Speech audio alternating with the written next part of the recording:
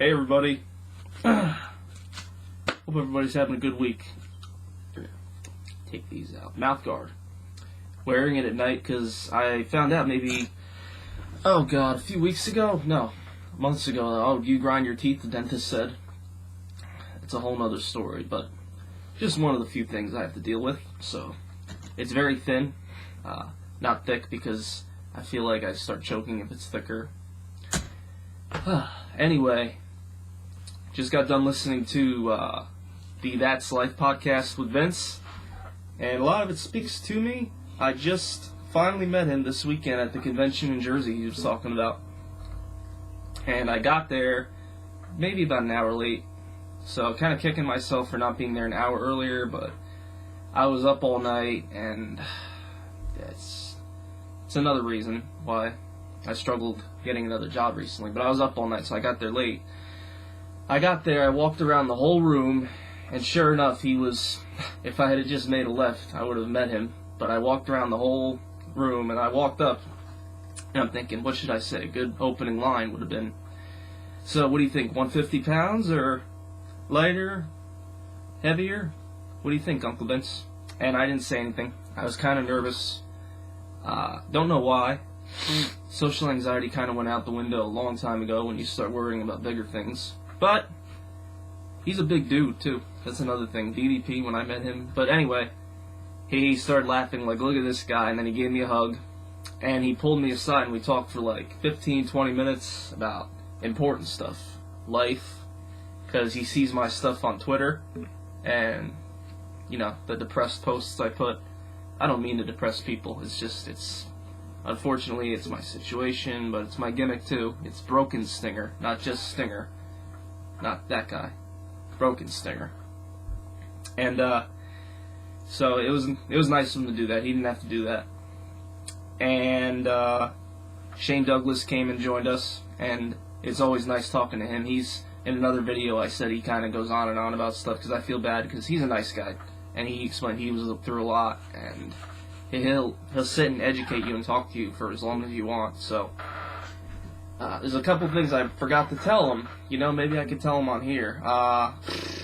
Let's see, off the top of my head, he's got me in the shower. I sing That's Life a little and Margaritaville when I'm feeling down. And the Margaritaville theme, you know, the stuff Josh created, it was my idea. I don't like to take credit, but I just wanted to, you know, put it out there, show him I have a little bit of a creative mind. What else? Also, just going over Castrating the Marks, how I love when he gets all worked up about, this is a 50-year-old man, or a 48-year-old man, and he gets all worked up. So I would have liked to have brought that up with him, but maybe if he's listening in, he'll hear this. So, and I'm trying to think of anything else I wish I could have brought up with him while he was there. Oh, a ton of stuff. Maybe stuff with Bret Hart.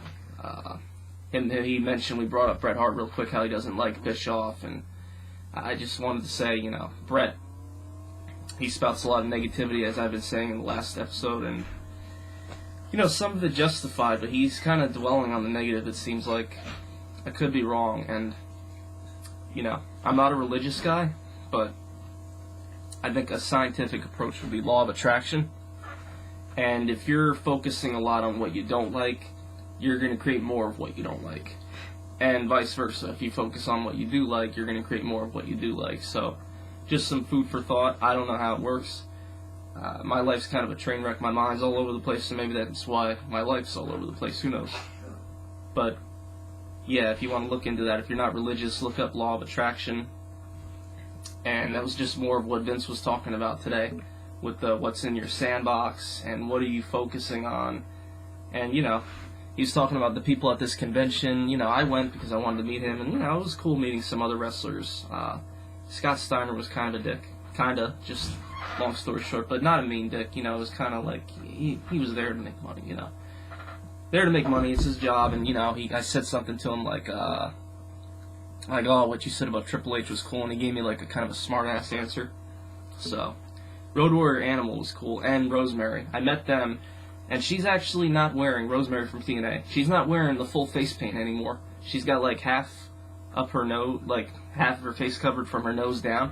And she said it's because she got tired of getting paint in her eyes. Like, when I finish up with the paint and when I wash it off, I got little blotches and beads, little bits of it. That's why I try to scrape around the eye before I wash. And it gets annoying to get it out. And she had the same problem. And like I said, I can only imagine during the middle of a match. And she said, yeah, she got tired of it. So she's doing that. I can't imagine what the Stinger went through when he wrestled. Because he, the whole face was painted. And I found out what paint I should be using. It's actually a brand you can get at, like, hardware stores, not hardware stores, like places like Michael's or anywhere, I guess, that sells, like, craft paints and stuff, because I've been using, like, a water-based body paint, and the shit is, edit that out.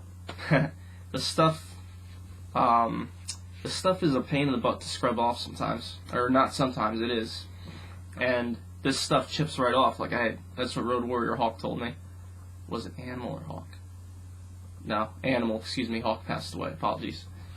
So I'm going to look into that because I've been, mastering with the water-based and it doesn't come out as fine. So who knows if I can do better with the better stuff. But we'll see.